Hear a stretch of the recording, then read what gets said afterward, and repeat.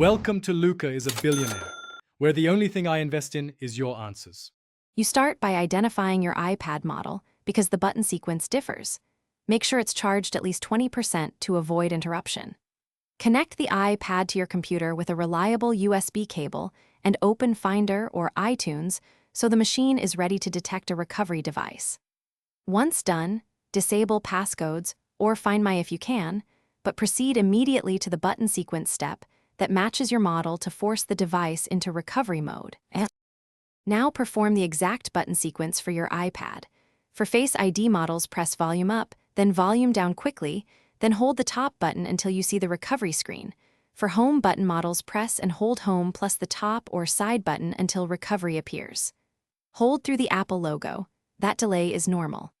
Meanwhile, watch your computer. Finder or iTunes should pop up indicating a device in recovery. Make sure the cable stays connected and do not power off mid-process. On the computer, choose Update if you want to try reinstalling iOS without wiping data. If Update fails, choose Restore, which erases the device and reinstalls iOS. Allow the download and installation to complete.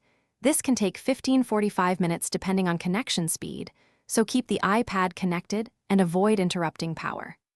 If the process stalls or the device exits recovery repeatedly, try a different USB port or cable. Restart the computer and